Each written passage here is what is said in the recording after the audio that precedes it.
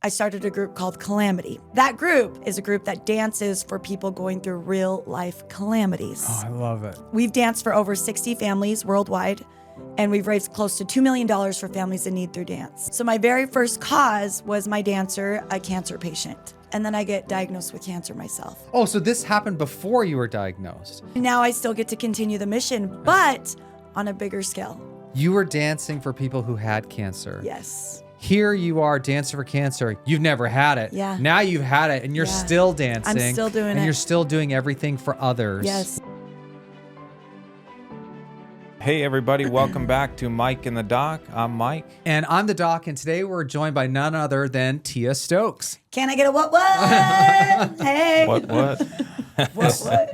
We're actually super lucky to have you here. I understand that you are, and this is in no specific order. Yeah. You are a cancer survivor. You are a mother of 5. Yes. What for that? What? Oh man, that's. I mean, obviously cancer survivor, awesome. Yeah, they're kind of tied. But like mother of 5. I mean, just because I have a mother and yes, I have a wife, I think that's probably that's the most impressive to me right now. Okay, but also your media presence, your social influence, 4 million followers across multiple platforms. Yes, YouTube, TikTok, Instagram. And then taking something like I don't want to down it, but something like cancer, which is down here, and then dancing, which is up here, and then there's God, which is up here. You've kind of melded it all together. Yes. So Tia, receiving your initial diagnosis of cancer, what was the first thing that went through your mind, and how did that evolve throughout your treatment? Yes, so I was actually diagnosed April 24th, 2020. The pandemic just hit, the world just shut down, and I had been sick for 7 months prior to that. I just had my 5th baby, little Rose. I have 4 boys, and then I have Rose. And so I was sick for 7 months. I mean, it was just like symptom after symptom after symptom. And then finally, we ran some blood tests, and my doctor, thank goodness, he's a very, very close family friend of ours. He came over to my house that day, and I received the diagnosis, and you could tell it was really, really hard. I mean, it wasn't. He was my husband's defensive coordinator. My husband's a high school football coach. Cool. So best friend, and he was crying already. And so when he gave me the diagnosis, I have to be honest. For a little bit, I was actually a little bit relieved. Because I'd been sick for so long, and as a sick patient, right? And you're just being told, like, we can't figure it out. We don't know what's happening. We don't know what's happening. It was almost like I felt like, okay, well, let's do this, right? Like, it's cancer. It's AML, acute myeloid leukemia.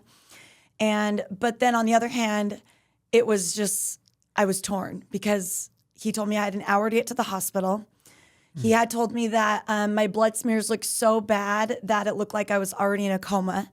The oncologist just asked him, "How is she? Is she okay? Is she alive? Like, what is her status right now?" And he ended up telling my husband, when I asked him how many, like, what should I pack for my bags, he just told me a couple days. He's like, "Hey, just pack a bag for a couple days," not knowing that as I went to go pack this bag, he told my husband, prepare for the worst. Sorry, I don't mean to interrupt you. no. So I wanna just that last statement. I have so many things I want to ask you, but just that last statement, pack a bag for 2 days. Yeah. Is that because they thought, well, he she's said got a couple days. A couple of days. He was just like, "Hey, just pack." Yeah. So this is the next But did he part. think you were going to pass away in 2 days, or just like you're not going to just go into the hospital? They're going to do some stuff and you're going to leave, or So did they think you were going to die? Yeah. So when I went to go pack that bag, he told my husband, he's like, "Hey, bro, I'm so sorry, but prepare for the worst. Wow. We don't think we found it in time, and she probably won't make it through the weekend." Oh my God. So I can even see your eyes kind of almost welling up right now. Still emotional. And how long ago was that? That was 2020. Can I tell you something else? Yeah. Your doctor, I mean, obviously you like him, but like, think about you're like a dancer. Yeah. So your life is like here as far as happiness, right? Yes. Okay. Oh, yeah. And then we're talking about COVID. Oh, yeah. Boom. And then we're talking about, not everyone gets this, but postpartum depression. Oh, my gosh. Boom. Yes. And then on top of that, acute AML. AML. Boom. Wow. So the fact that you could do anything but not just sit there and grovel and cry is a real testament to your spirit or whatever, however you want to encapsulate it. Yeah. I mean, obviously, I don't know if I feel good about you going back there, whether it helps for Yeah. you to go back there. No, but it does. It's good. I can see you're kind of Yes. upset, but Oh, wow. I'm not upset. I think I get overwhelmed with tears of gratitude Yeah, I bet. because I know I lived it. Yeah, and you're here. I'm here. Oh man. I get to be here. So grateful. You know? And how easy, and sorry, this is another thing. How easy is it for a doctor to be like, oh, well, she's depressed because of the pandemic. Oh, Yes. she's depressed because she just had a baby. Or she's depressed because Yes. she's a woman. Yes. That's a big one out because Yeah. you're a young woman. Yeah. And young women are kind of susceptible to anxiety yes, and depression. totally. So what a great thing that you're like, and then you also touched on it. You're like, I was kind of relieved when I got the diagnosis because it actually shows you like, no, this is not all in my fucking No, head. no. You know? Yes. So you might need to bleep that. I don't know if we need to bleep that, but I wonder if that's the reason why you felt relieved. Cause like, yeah, I'm not just making this up. You feel crazy. Yeah, I right? mean, after 7 months of being sick, I mean, I had a cough that wouldn't go away, a sore throat, and then I had flu-like symptoms, and then I had loss of appetite, loss of weight without trying, Oh, and then my skin was getting like paler and paler, and I was having a hard time breathing. Oh, boy. You know, I would go and teach, and I had just opened up a second dance studio. Wow. Where I was at in this new, where we had just moved to. So I was running 2 dance studios, plus just had a baby. Plus I was like, so for me, I'm like, okay, maybe I'm just postpartum. Like I just got to work out harder, like I got to get more in shape. But then it just kept getting worse. I couldn't breathe. So even just talking, having a conversation, I couldn't breathe. Wow. I would just be like I thought I had asthma. I was trying my husband's like asthma inhaler, all the things. And then it was night sweats. Oh, yeah. It was, at night I'd wake up and I'd just be drenched in sweat.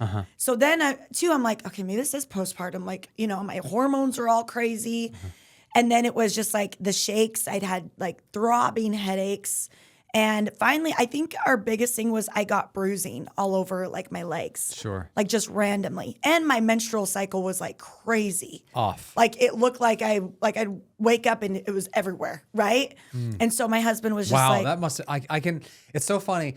I know the mechanism for that. Yeah. It's basically your white blood cells Yes. are crowding out everything Yes. else. Your platelets are going but down. I had no idea. I mean, But from your perspective, it's like, yeah, I have my cycle, whatever, once a month, I'm assuming. And then it's like all of a sudden now it's like it's 10 times worse. Oh, yeah. And I have night sweats. Yes. And it's the pandemic. It's like, holy smokes. Oh my God. yeah. So, but yeah, and it was. And I was like working with other doctors here and there, my OBGYN, and he was, at first it was like, oh, well, it will pass, all these little symptoms. And then it was, we just couldn't figure it out. It was just like it didn't make sense to anybody. And then so finally, and the cool thing about it was that we had just moved to this new city from southern Utah to northern Utah. And so it was actually quite a miracle because my husband's defensive coordinator, which was Josh Arnold, my doctor, he was the one. Do you know him? No, but it's ironic. He was the doctor. Exactly. And he's on his team. And he's on my husband's football, right? Like it just happened to be Kinda God that shot. way. Yeah. And where he had seen me sick, him and his wife were like, Andy, we gotta help Tia. Something's wrong. So he wasn't even my doctor to begin with. He just saw me so sick from like football practices and stuff and with our families that he was the one that's like, we got to figure out what's going on. And so he was the one that ended up diagnosing me. Wow. But the crazy thing is when he, so he ran the first blood, the blood work. And he calls us at night and he's like, hey, Tia, so we think it's just you're really low on blood, you're anemic based. Oh, so sorry. Just move this. Is it okay? Okay. He said, you're really just really low. You need, some vitamin B shots. You'll be good in the morning. Well, over that night, he had a feeling maybe I should send this over to an oncologist just to get a deeper look, right? So when I rolled up in the morning and, it's the pandemic, so we are in the parking lot, can't go inside. Yeah. The doctor came to us. Yeah. He asked me, he said, Tia, does anyone in your family have leukemia? And I was like, no, nobody in my family has leukemia. It's not even a thing. But when I was 16 years old, I donated blood for the first time. And they sent me in the mail. Red Cross sent me in the mail a couple weeks later. I remember it was like a thick book of papers, and basically telling me that my Western blot, I don't even know what a Western blot is, but it was negative something. It was so long ago. But basically explaining that I would get leukemia in 10 to 15 years. Really? This is a true story. Wow. So I told him that, and he was like, well, that's crazy because we think you have leukemia. Wow. I got to look that up. But have you heard of that? But it's no, go ahead. no. Well, I did a podcast a couple months ago with another doctor. Yeah. And it turns out it's true. Wow. Like you can detect it, but you can't treat it because it's not active. Right. That is crazy. That is crazy. Right? Mind blown. Like so he sent me to get more work done, more blood work, just to make sure, and ended up being leukemia. Wow. I wonder if it's like there's like I don't know if it's AML or CML. There's this because we have to learn all this stuff for the boards. Yeah. There's like this it's called the Philadelphia chromosome. I don't know if that's for AML or all I'm saying Now is we're like, it's like I think that you did the right thing. We actually just did a podcast on like, for example, I really like to do a lot of tests on myself. Like I took a DEXA scan to look for visceral fat and all the stuff. Yes. That's in previous episodes. But I think you did. I love her. Number one, you're donating blood at 16. Awesome. And then the other thing is that you had this and you didn't take that piece of information and dwell on it from 16 to whatever age. I was 34. You're just like, hey, this came. There's a possibility. I'm going to live my life. I'm going to become a dancer. I'm going to do my thing. We were just talking about this on another episode where can you get too much information? And to give a young girl that information, you took it and you did really well with it. And then, you finally got the diagnosis, but imagine you were depressed that whole time and you didn't get it. Yes. So you did the best of everything. Yes. You basically got it, and then you're like, man, this may happen. I may win $1 billion in the lottery. Exactly. I might not, and then you kind of did your life, and then you got it, and then you got over it. So you basically played it perfectly. Oh, thank Yeah. you. Oh, yeah. I just played it the only way I know. That's from a doctor. Oh, thank you. Oh, sure. It's just really interesting how you were told about it, but you didn't dwell on it. Yeah. No. That's so interesting. I'll have to look it up. And so you were saying that that your doctor looked at your lab. So typically with AML, your white blood cells go really, really high, and that crowds out the red blood cells. It also crowds out the platelets. Which might have made you made your periods and bruising worse. Yeah. So sorry, I cut you off. Go ahead. No, you're good. No, you're good.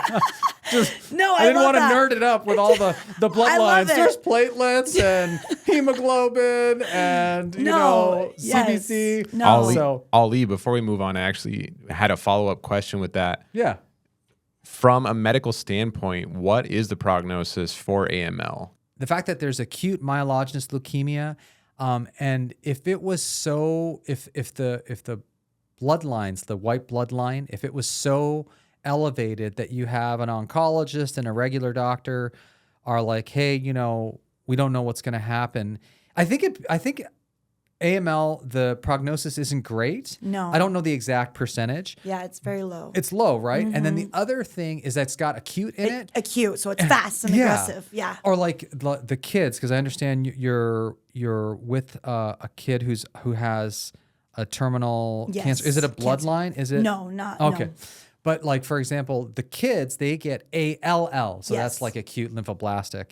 And those guys go fast. I mean, obviously if any of our viewers have children, I'm just saying like statistically, obviously you beat the statistics. Yeah. But what typically happens is the white blood cell kind of crowds everything out. And then you bleed because there's not enough space for the red blood cells. Yeah. This flushing that you're feeling, the fact that you're short of breath. Did you have effusions? Did you have fluid on your lungs, or did you ever develop a clot in your lung? No clots, but over my period of, after this, I did have I had fluid on my lungs and You did? pneumonia Okay. few times. And then like you have all these white blood cells, Yeah. but some of them are crummy. And then did you get chemo and radiation? I did, yes. So then you get chemo and radiation. Oh, and you're neutropenic. Yes. So now you're trying to kill the white blood cells that are with no immune system. Yeah. So those are like, let's just say this is the white blood. This is the cancer cell. It's a big cancer cell. You're trying to kill it. Yeah. But there's all these other good white blood cells that you need to fight the fight infection. Well, some chemo is targeted, but not all chemo is targeted. And so you're killing all these innocent bystanders. And so then you totally drop your white count. Yep. And then you're susceptible to infection. Yep.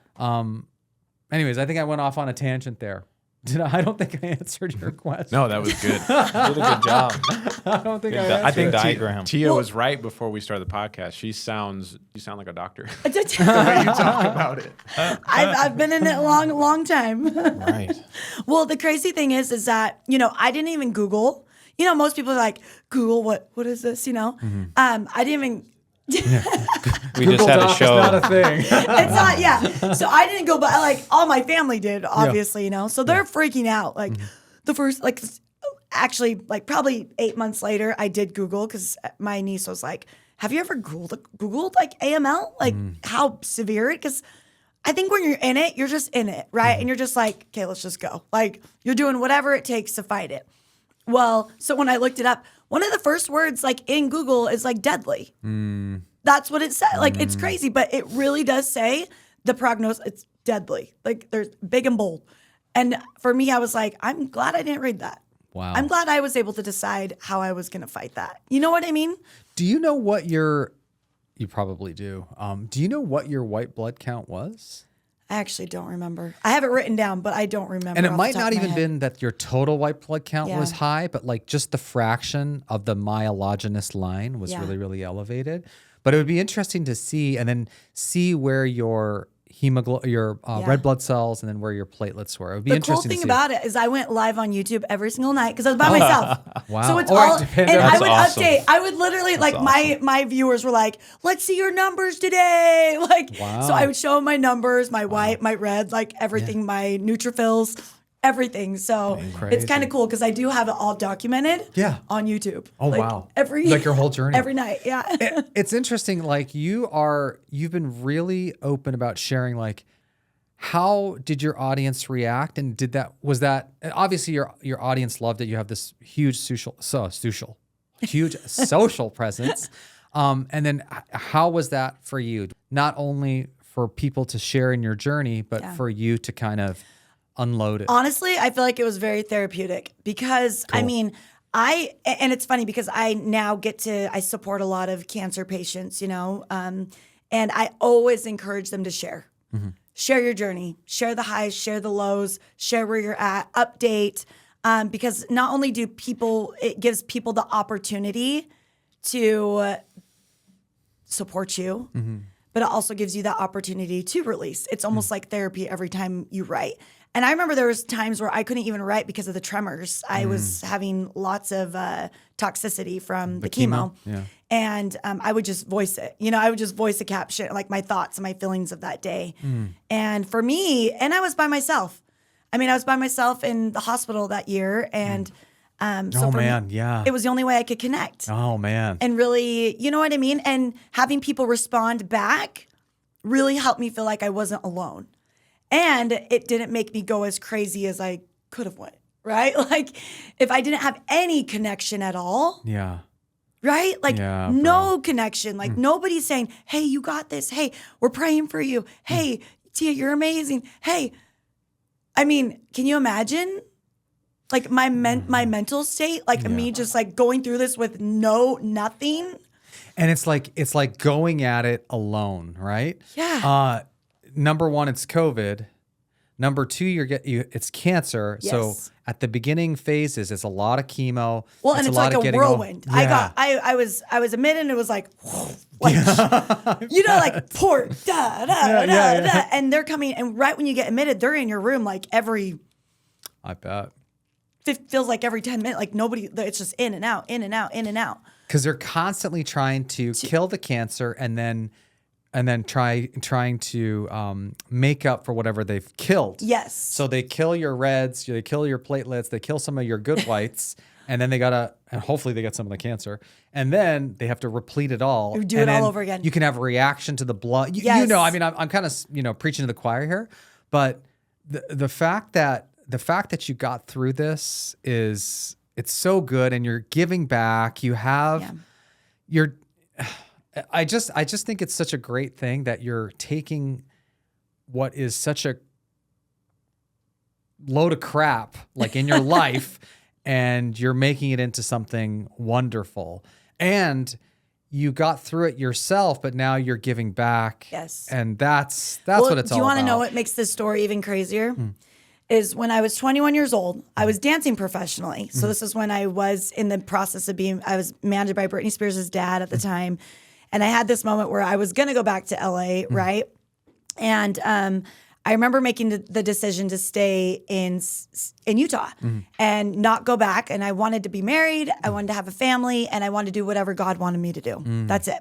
3 things. That's all. At 21, I just had this surrender moment where I said, my life wasn't horrible, but it wasn't bringing me closer to Christ and to my ultimate goals, which was family. Yeah. And so I knew that in order to have those ultimate goals that I wanted I had to sacrifice that. And I really wanted to do whatever my Heavenly Father wanted me to do.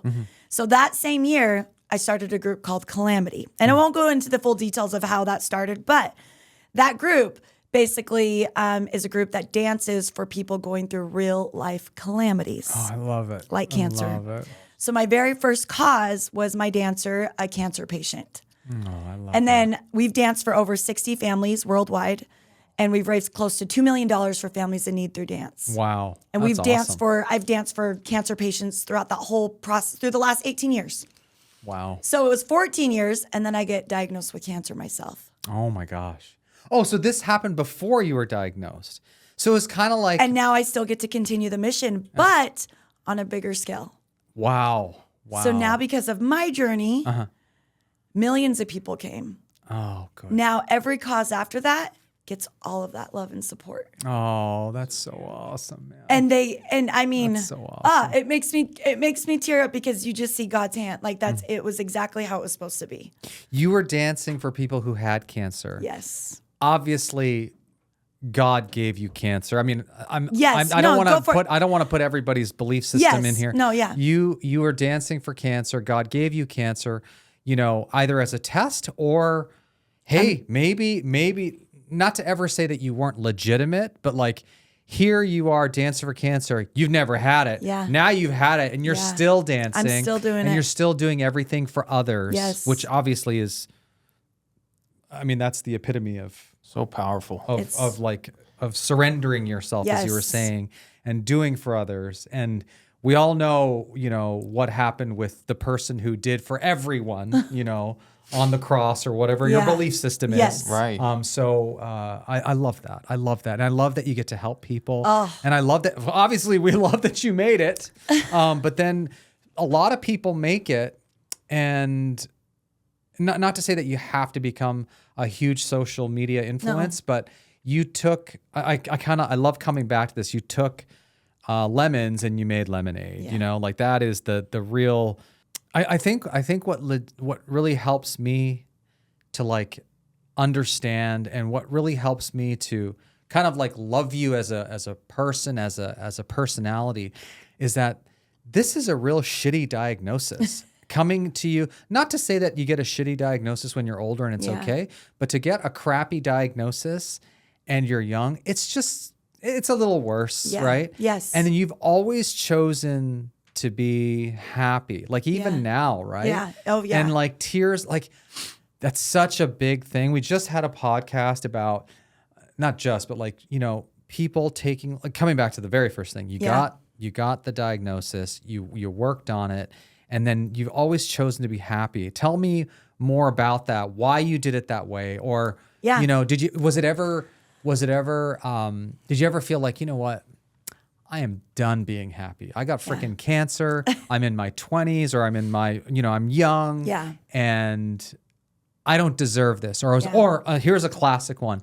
Why is God doing this? Yeah. Did you ever go through that? You know what? When we were driving to the hospital that day, so I took a picture with my kids on the porch, and I have it like pinned on my Instagram because I never want to forget this like dynamic moment in our life, right? That changed our perspective on everything. That as we're driving to the hospital, my husband was so mad at God, so mad because he's like, how in the hell do you give my wife that's dedicated her life, to dancing and serving your children, and then you give her cancer? Yeah. Like, how does that even happen? Yeah. So he was so mad, like just done with God. He just like said, I was done. Like, I'm done with you. This is ridiculous. And he remembers he had this moment as we're driving to the hospital. And he didn't tell me this till later, but that God, and I believe that God speaks to us the way that we understand, like we do, right? And he said that it was like loud as day. It was like, it's not about you, so step aside. Like, there's a plan. And so from that moment, he knew. He's like, okay, all right, she's going to be fine. Okay, I trust him. And so we're driving to the hospital. I'm crying, feeling like, I just had a baby. I have 5 kids, and this is my life. I have 2 dance studios. I'm an entrepreneur. I'm a dancer, I'm a mom, a wife, all these things. And my husband looks at me straight in the eye, doesn't kiss me, doesn't like wipe my tears, doesn't tell me it's going to be okay. But he says, Tia, you're a bad A mother trucker. You better pick yourself up and go in there and fight and get back home. I love it. I love it. Motivational. Well, and you think about it, I walked into that hospital, but nobody could go in with me. Yeah. He dropped me off out the front door and watched me walk in. Oh, man. So to watch your wife receive this diagnosis and then be told, hey, bro, I'm so sorry. I don't think you're, just prepare for the worst. And so having that confirmation, I think, from him and that strength as I walked into that hospital that day for the first 31 days of my treatment. Because, you go through the Red Devil chemotherapy, you start everything, and then they keep you in there for a month to monitor you. So I was there by myself. So I think that first, as I'm going through, losing my hair, everything, I remember sitting there thinking, okay, Tia, you got 2 options here. We can either have happy cancer or miserable cancer. But either way, homegirl Tia is going to have cancer. Like, there's no saying, oh, this wasn't on my schedule today. I didn't have this highlighted in the color pink today. That's just how life works.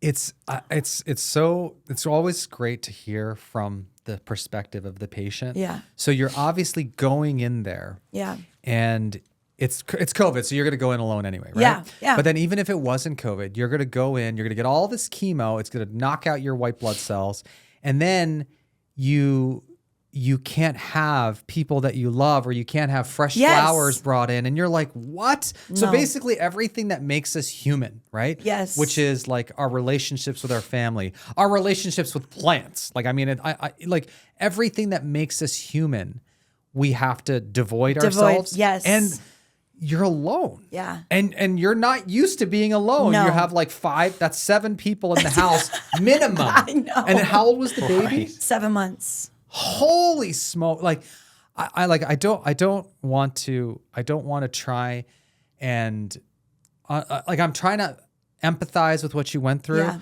The only thing that I can think of in my personal life is when my son was born with meconium aspiration. Yeah. And there was a point where his heart rate went up really, really high.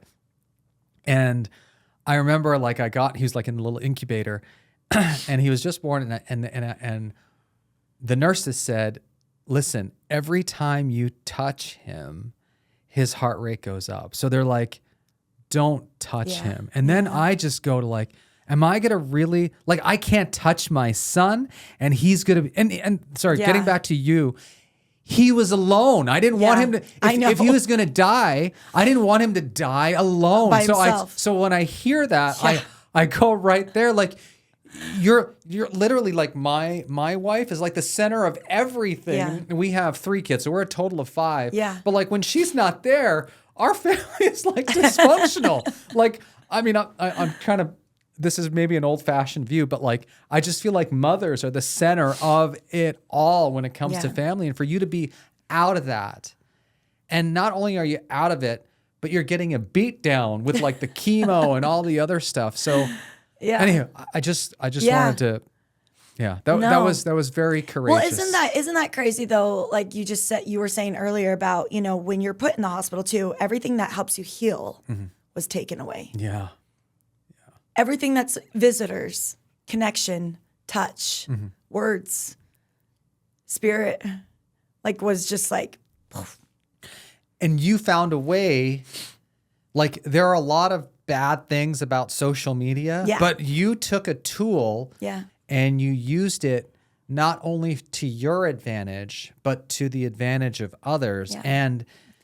And I really do agree with your husband, this now, I mean, obviously hindsight's 2020, but now we know why it happened, Yeah. We don't, and not that you ever would, or not that I think Mike or I or Trevor ever would, but it's obviously there are times when we question God, Yes. right? I questioned God a lot during that meconium aspiration, but it's we know. Yeah. We all know there's a Yeah. plan. There's always a plan. We're just not as smart as God to know Exactly. why it's Yes. happening. So Yeah. Well, the crazy, it was crazy. So after I made that choice, and my doctor came in, and as a doctor, he was like, you have to do something every day for 15 minutes. You got to walk, you got to get on the bike, you got to pedal, you got to do something to move your lungs, right? Move the cancer, fight the cancer. And so that's when TikTok just came out. So, and I'm a dancer, and I had already kind of been dabbling in TikTok here and there and built a little community. And so I was like, okay, well, I'm just going to dance every day on TikTok. And with that, but that's the thing. I don't know what it is about me, but I can't do anything without giving something back. no, it's awesome. Even when why I you've done so speak, well. when I get asked to speak, I can't help but want to entertain and give them a gift. It's not just me being there, right? Right. So with social media, I can't help it, but I wasn't just going to show up and dance, just do a dance. I had to be able to share with them how great God's love was still. Oh, awesome. I had to share how grateful I was to be alive still. Yeah. I had to share that there was still so much to be grateful for every day. So with every dance that I put out was a message. And the coolest thing was that people were turning around and just saying, Tia, I never wanted to pray before, but I'm praying for you. That's I never awesome. wanted to have a relationship with God before, but I do now. Oh. Tia, I never want, and to hear that, it clicked that, okay, I get it. I love it. I get it. I get why I'm here. And I would do it again and again and again if it could bring one person closer to Christ. That's awesome. There's all this, there's taking what you have and then, so to take what you're going through and then you give, so I don't, it's not like it's not like a checks and balances, Yeah. right? But just understand, if I'm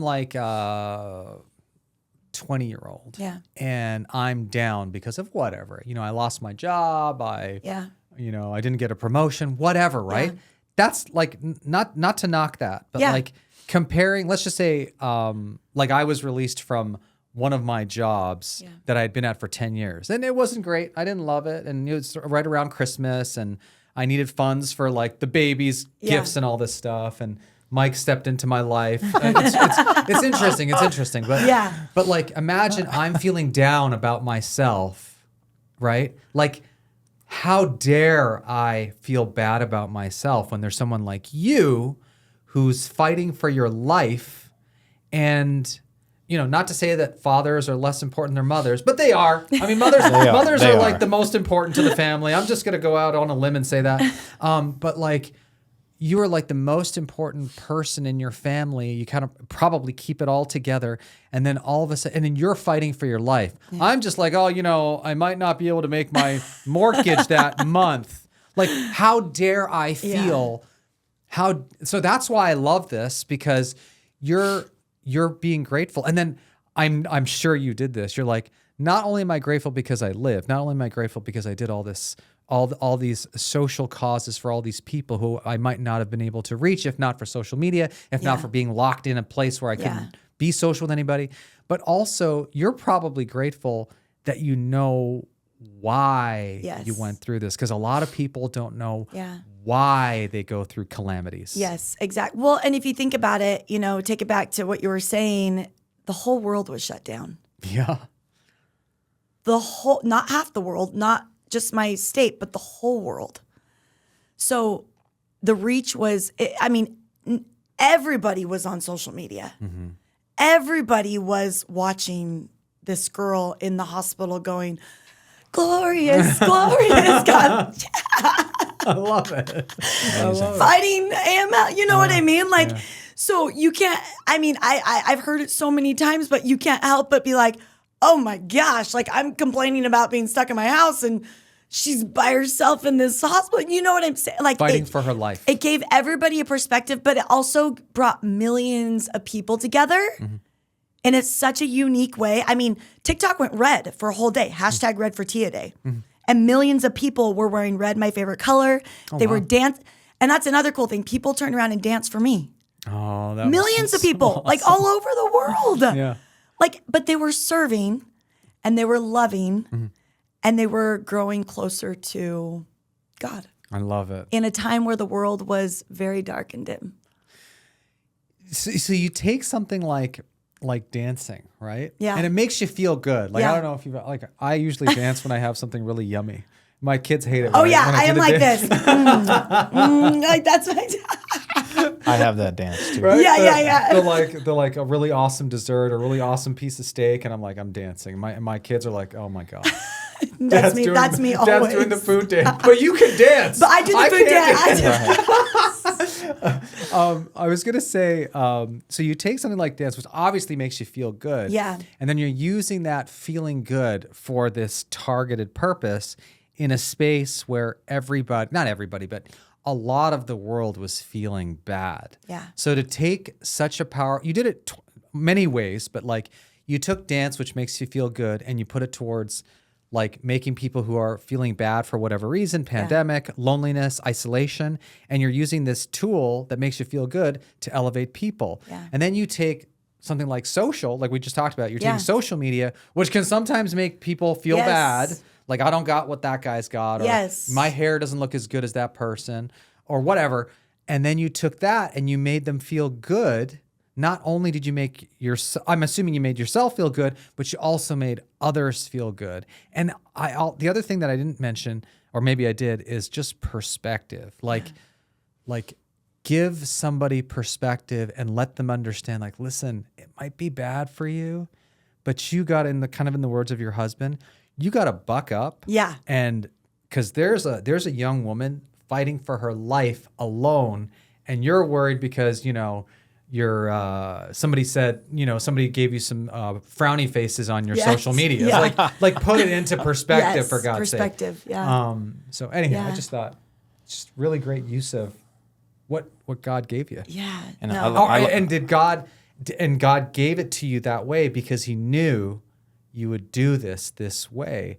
And I don't know if this is everybody's belief, but I feel like there's tests from God. Yeah. And he won't test you with something that you can't handle. Yes. Right? Yeah. Like there might be maybe me. Maybe if this diagnosis was given to me, maybe I couldn't make it through it. Yeah. So God didn't give me that specific, and I don't want the test. But I'm just saying, like, Yes. you know what I'm saying? Yeah, like, I know what you're saying, yeah. Did God only tests you? Well, I always say whenever people ask me, they're like, oh, why you? I'm like, because I'm loud and I don't care what people think. That's awesome. And I'm firm to what I believe in. And I'll, you know what I mean? I think it takes, honestly,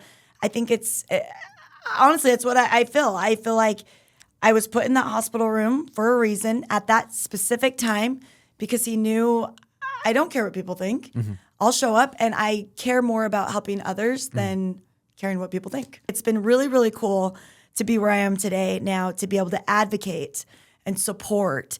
And I know what it feels like. Yes. So maybe I was dancing for people with cancer before, right? Mm-hmm. But I had no idea what it felt like. Mm-hmm. I had no idea really what they needed. Mm-hmm. I didn't know how to really talk to them. Like in people or in hard situations. But now I'm on this end and it's really cool. Not only are they getting more support and more love and more prayers and more faith building moments, right, with the world, but now I'm able to have more empathy and more compassion and more understanding, you know? You can say whatever you want about the dancing or what she's doing, but she fucking went through it. So recognize. Can I get a what? Recognize she went through it. I love that. I love that. Okay, so Tia, on the note of dancing and dancing for Brielle, how did you meet Brielle, and what gravitated you towards her to be by her side through her cancer journey? Yes. So Brielle, so every year for Calamity, for my dance team Calamity, we look for a cause. And usually at the end of December, people start nominating families and they write in letters and all of that. And so there was a letter that came in about Brielle, but for me, I always try to keep myself open for inspiration and whoever God wants me to. And it's not always who has the worst situation, because everybody has a horrible calamity. They're all going through something hard. But it really is just whoever we're supposed to be serving in that year and touching our lives as well, I feel like. And so I saw her story, and then I actually went to Disneyland for my birthday a couple weeks later. And as I was going down to Disneyland, I was on Instagram and I came across a post that she had relapsed. And I had already thought of a theme for our season. It was like superheroes and highlighting, our cause as a superhero. And so when I came across her Instagram post, she was in front of a Christmas tree at Primaries with superhero decorations. And so as soon as I saw, I was like, that little girl, that's who it is. Mm-hmm. I didn't put it together that I had already read her story from somebody that had nominated her. Mm-hmm. And so as I was at Disneyland, I'm like, okay, I think I found the cause. I think this is the one. And as we were there, I just had another confirmation through somebody else that had submitted her again with her in a superhero outfit or something that she was in. And it was just really cool that it happened so fast. And so when I asked her family, I'm like, hey, is there, we would love to dance for your family this year for Brielle. It was an instant yes. The crazy thing is that her mom, when I asked them to be the cause, she had told me that they had danced for me. Oh, so cool. When I was in the hospital. Mm-hmm. So Brielle had danced for me when I was in the thick of my treatments. And she didn't even have cancer at that time. Well, she was diagnosed. So she had relapsed this time when I found her. So she did have cancer then. But I had no idea. And so we danced all last year, all 2024 for her, and fundraise, advocate, everything for her. The coolest thing was that same year I hosted the Hollywood Dance Award show. And Brielle got to come with me. Oh, so cool. It was Dancers Against Cancer, Dancers Against Cancer put it together. Yeah, they host it, and it was an amazing fundraiser, but they brought her out. They flew her out with me, so we both got to walk the red carpet together and have all these amazing moments together. And so now, today, even this year, we moved into 2025, and we had a different cause. We got a different cause. And now Brielle has, she's in a very, very serious situation right now. Mm. And so for me, I become a big sister to all of my causes. I mean, you have to think, I am thinking about choreography all year long for them. I'm designing T-shirts. I'm coming up with a theme. I'm producing concerts. I'm choreographing dances. Everything is centered around this cause. Everything I do is centered around the cause. So you become just family. And so this year, when she, everything happened, I decided that we would continue dancing for her through my social media platform. Mm-hmm. So now my studio is still involved, but through social media and the reach, now we get to encourage, everybody, the world, to dance for Brielle right now. That's just amazing to me that she was there with you in your room. And now you're with her. And that's not a coincidence. Yeah. And I think that's why I feel so drawn, is because, you can't, I feel like I'm drawn to every cause, but specifically Brielle, because I feel like there was a connection there. Mm-hmm. There was a connection there where she had danced for me and I had no idea. And then, God brought us back together, and I got to dance for her for so long. Mm. And we went through so much together, and their family is just incredible. I mean, there's been moments where they've come down and surprised me, in St. George in Southern Utah. And we've had lots of special moments together that have bonded us. So, What if you don't? I'm sorry, I'm kind of geeking How out here. rewarding. How rewarding. Yeah. What was her cancer diagnosis? Do you remember which kind? I don't remember exactly which kind it was the first time because it's just gotten progressively worse, you know. So yeah. And then we obviously we have Conley Care Hospice, and our patients are usually like the elderly. Yeah. But it sounds like the cancer took off from her. Yeah. And Sorry and to interrupt, but it looks like she was diagnosed stage 4 neuroblastoma. Oh man. Okay. Yes. Thank you. And it says she relapsed in January of 2024, Yes. so about a year and a half ago. So you're obviously, this is, how do I put this? This is obviously a happy story. You're here with us. Yeah. And because we do hospice and because we deal with hospice patients, Yeah. although peds is really touchy for me, I could never be a pediatrician. I could never be a pediatrician. Yeah. But Yeah. like to have this diagnosis in in an adult, right? Yeah. Who has diagnosed with stage 4 lung cancer. They've lived their life, Yeah. right? But a Yes. child, I know. number one, it's a child. Number two, they didn't, she's what, 8? Yeah. She didn't, God, I have a 7-year-old. Holy smokes. So I'm just trying to think, like to have a child that young, anyways. So they have this terrible diagnosis and now they are on hospice. Yeah. And with an older patient, it's kind of like, I've lived my life. I've made a decision. I'm going to die in peace. Yeah. It gives me a lot of peace, right? Because we're all very, I think we're all pretty close to God, Yes. right? But with a kid, obviously the things that come up are like, why? Yeah. This is just a kid. They haven't lived like 1/10 of their life. And now they're on hospice. Tell us about how that is going. Because I'm like welling up thinking about a kid with cancer. No, I know. Tell us how you're navigating that. Yeah. I think from, it's interesting being on this end too, as the cancer survivor. And then,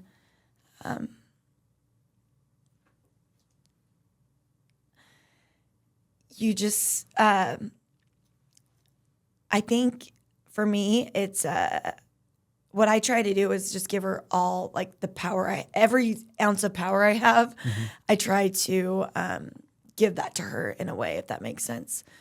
And I was just talking to her mom the other day, and as much as it's like so hard, right, to watch even for me. I mean, I'm not specific. I'm not like family, but I'm family, right? And I'm close to them, but I can't imagine what they're going through as her mom and dad and her.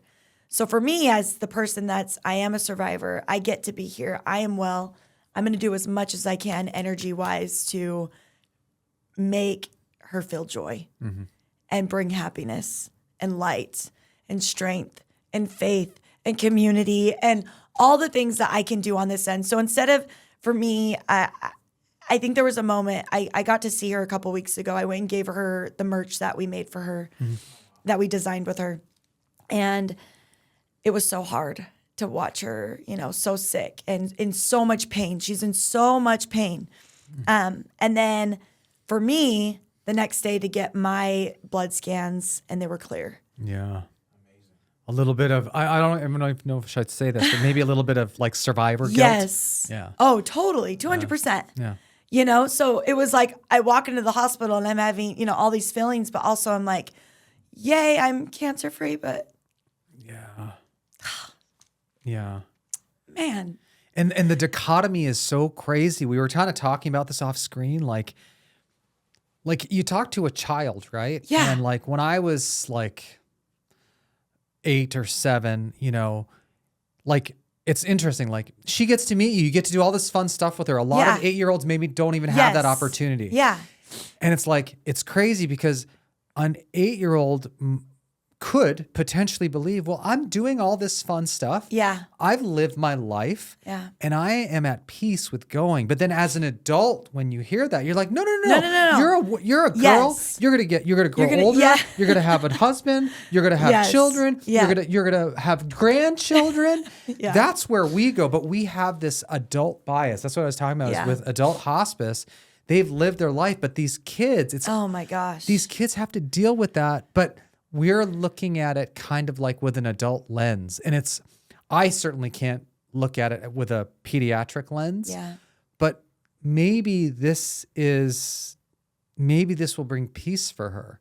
Yeah. Like part of either adult, it's easier for adults, right? Like if you're 90 and you have lung cancer with mets to the brain or neuroblastoma, not really common in the elderly, but let's just say you have a brain cancer and you're 90. Yeah. You lived your life, you do your thing, you get to die on hospice like we provide with your grandchildren, okay? But a young person, it's not that. Yeah. And that's why it's so hard, for me to wrap my head around it. But maybe from the little girl's perspective, and I don't want to speak for her at all. Like maybe I should just say, think of another person or another patient. Maybe in another pediatric patient's view, it's like, listen, I have this. I'm really happy, and I'm okay. If this is the plan for me, I'm okay.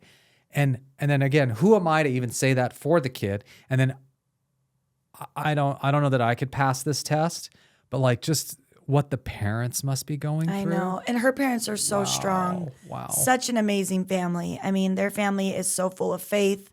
They're so full of just light, love. I mean, you talk to them and you meet them and they are just the strongest. I mean, we had a conversation that day, when I delivered her merch, and they were just like, how did you go through it? We could never, were you away from your babies? And I'm like, how can you do the, it's like what you said earlier, we can never do if we all threw our sticks in, you'd still pick your own stick, right? Like all of our hard things in, we'd still pick our hard thing. And so for them, it's like, they are just so strong. Mm-hmm. Like they have such a big picture around what's happening, but also it's so hard. Mm-hmm. I mean, I was just talking to her mom. I mean, we've been talking, every night this week, and late at night, she's up just crying. And just, I mean, you have to be so strong in front of your child. And then at night, you just, why? And you might have the best, you might know that it is the plan. And you might know, okay, so we see all these miracles and all of these miracles are happening. But still, you're going, why my child? Right? And I told her that. I'm like, it's okay to cry and scream and feel like, why mine? Even with that perspective of, you get it, you understand, So, Tia, I know you've been super positive and courageous through your cancer journey. How has Brielle been through hers, from what you've seen? Yeah, no, Brielle has been such a light. I mean, if you look at her videos, she's doing Get Ready With Me videos. She's, right now I'm currently dancing every day for her. I think I'm on day 17 or 18 right now. I've been, and I pinky promised her I would, because her thing is, whenever I ask her, if you could tell the world anything, one thing, what would it be? And she says, keep dancing. Mm-hmm. Just keep dancing. And so when she was in the hospital, I told her, I'm like, I got you. I'll dance for you. Because she's in so much pain. Her mom was telling me that her cancer behind her eyes is so painful right now. They've had to up the meds. And so I told her, I said, Brielle, I will dance for you every single day until you can dance. Mm-hmm. And so I know that her light, she's just touched the world. I mean, truly, there's something about Brielle that her spirit is just so pure and tender and just loving and soft, but also very fun. She's a beautiful singer. She sings. She loves to dance. And it's been really when I was talking to her mom, just so cool to see how many people have gravitated towards her story and her spirit. And even I get messages every day. What can I do for Brielle? What can I do? I did this dance. Show her this, I want to send her this. And, but it's really been impactful to watch her light just be so bright. And I don't know, it's like the scripture that they say, and a child shall lead them, and a child shall lead them back to our Heavenly Father. And beautiful. I think that's her. Like, she's that child that's bringing all of us, the whole world, closer to him, and wanting to serve and wanting to love unconditionally and wanting to pray. And I think that's the interesting thing about hospice. You know, I watched my dad go through hospice too, and it has that beautiful, sacred, I don't want to call it a, moment, really. It could be days or however long, but a beautiful moment that brings everybody closer to the perspective of life on what's most important, And I think Brielle is doing that for the world. She's bringing us all to that perspective on what's really, really important. Yeah. Yeah. I just to see a child go through that, it's a lot.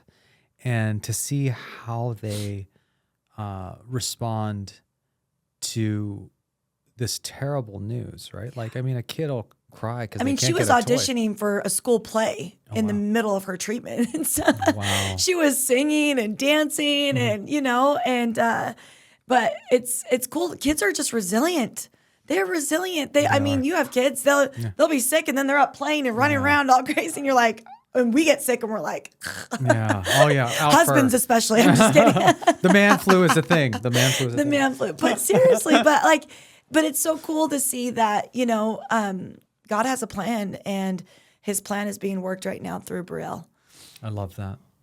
And then you get to live on with her with you. Yeah. Which is amazing. Yeah. And then I think you kind of touched on this with hospice, right? And this is also very faith related. With hospice, right?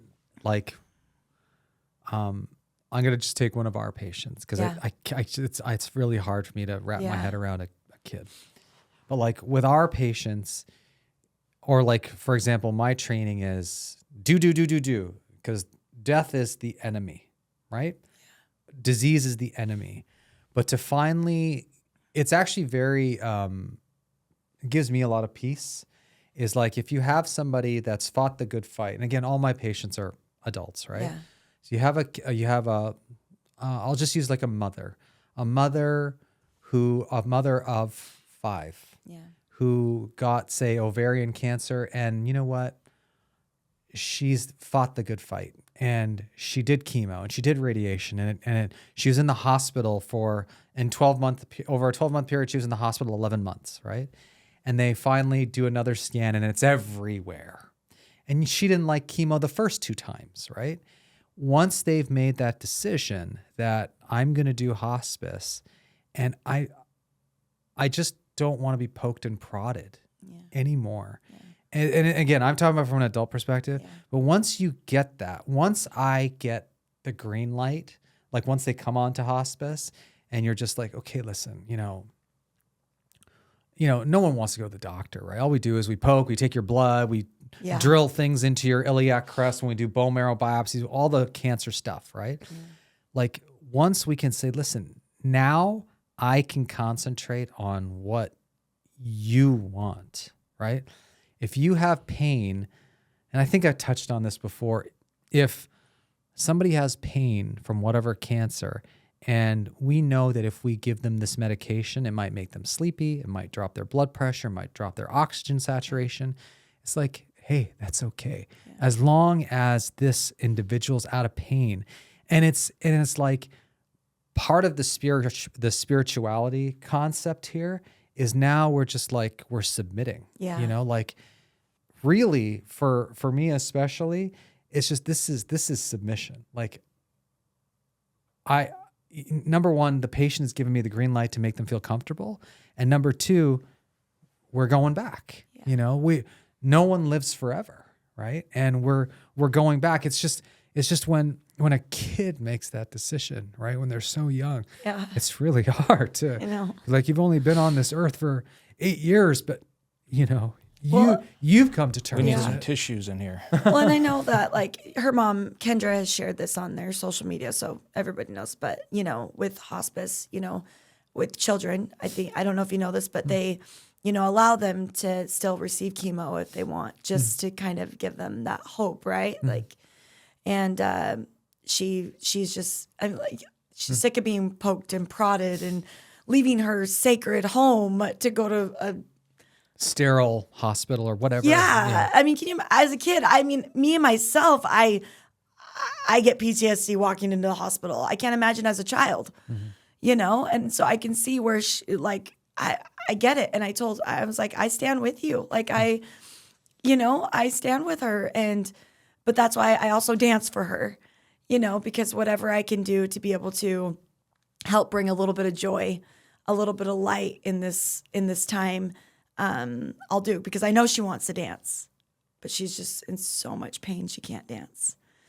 And Absolutely. To see all the videos of, everybody else now dancing for her, carrying her through this moment through dance is so beautiful. And she still has headaches, right? Yeah. So I wonder, because we do hospice and we also do palliative care, and I don't know the pediatric hospice space, but like, for example, if let's just say it's the tumor pushing that. That's You can sometimes do what's called, palliative care, palliative chemotherapy, which what it does is here's the cancer and it's not going to go away. But the least we can do is try and shrink it so that it doesn't cause pain. It's kind of like giving morphine. Like you're giving something to treat the pain.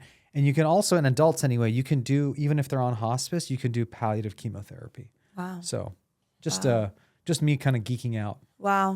Yeah. And I know a little bit about the pediatric hospice world, and a lot of patients, they're treated with palliative, and they do come back off of hospice, is one thing I've seen. Really? So You really have to keep us abreast of everything that happens with her. Yes. Does she live in Utah? They live in Idaho. In Idaho. Okay. Yeah. Gotcha. Yeah, but they go to Primary Children's. Yeah. Okay. Is that in Utah? That's in Okay. Salt Gotcha. Lake. Gotcha. Yeah. Yeah. we're big fans of Brielle. Yeah, she's amazing. She is amazing. Like I said, she's incredible, and her light is so bright. And I can't help but just think, and a child shall lead them to what's most important. So obviously you're an inspiration, and you go on social, and there are inspirational things. Tell us what motivates you today, and what you would say to any of your viewers. I'm sure you do this for your viewers or our viewers. What keeps you motivated today and into the future? Yeah. When I first started my social media journey, it was mostly because I struggled with mental health. I was going through prenatal depression, postpartum depression, suicidal thoughts. And so I started sharing my journey about that, because I don't want anybody to have to go through that or feel alone like I felt. And so for me, I continue. And the crazy thing is I started that way, and then we went through cancer, and then I fought for my life. Right? So for me, I feel like I continue to show up every day because I want you to show up every day. I want others to feel like they can show up every single day. That I want people to remember that there's a plan for you, no matter how hard life gets, no matter how no matter hard it may seem. God has a plan for you. Through that, I call it an opportunity, not an obstacle, right? Through that opportunity, we're able to help the people that we are meant to help. And only you, because there's only one of you, can help those people. I can't help the people that you're going to help with your story or with who God created you to be. So I show up every day to remind people that, keep showing up, keep fighting, keep going through. You got this. Like, you can go through hard things. You can do hard things. And there is light and there is opportunity through that struggle. And I want my kids to know that, I want my kids to see how to fight something hard, and you can do it with a smile, and you can do it through tears at the same time. Both can exist. Yes. Amazing. Tia, thank you so much. Yes, thank thank you, you. God, for bringing us to. No, thank you. Thank you for coming. Thank you for sharing everything. We really, really appreciate you know, I'm in a space where, you know, people live and die, right? And you're in a space where you dance, like entertainment, amongst other things, Yes, right? yeah. But what you've done with your dancing is so important because honestly, I feel like it's the difference, or it could be the difference between life and death. They talk a lot about, there's this thing called Karnofsky score, where like, how are you going to tolerate chemotherapy if you're already debilitated to begin with? So like if you are not doing activities of daily living, Yes. and you get chemotherapy, and sorry, let's just say you suck at activities of daily living, the cancer doctor won't even give you chemo because afterwards you're definitely going to go down, and you can't go down further so that you will eventually die. So you have to be at a certain physical level Wow. to get chemotherapy. So what I'm saying about what you're doing is you're uplifting these spirits. And the other thing I was going to say, we talked about this in another episode. Yeah. There are studies, not like in like a kooky journal, like in like real medical journals, about people who do better when they are prayed for and they don't even know it. So like these patients are getting prayed for because somebody said something at church and they actually do better. Yeah. But the patient doesn't know that they're getting prayed for. So prayer is a real thing. It is a real thing. And I think you No. are incurring people's prayer for Yes. these people you meet along the way. So I think it's so important. I'm so glad you came. Thank you so much. Well, and just to top off about prayer, I was given all those prayers. I mean, when I was in the hospital. And that's why I'm so loud about like just wanting people to pray for each other. And I pray for people every week. And because it's such a powerful tool. And I think you're right. Like it carries people when they're going through hard things, even if they don't know. No, Agreed. I love that. Thank you so much. Oh, you're very welcome. Thank you for coming. Thanks for having me. Just so grateful to have you on the show and your story. Thank you. It was very touching and amazing. Thank you. Thank you so much, you guys. Can I get a what? What? Love you guys. Thank you for having me. Thank you.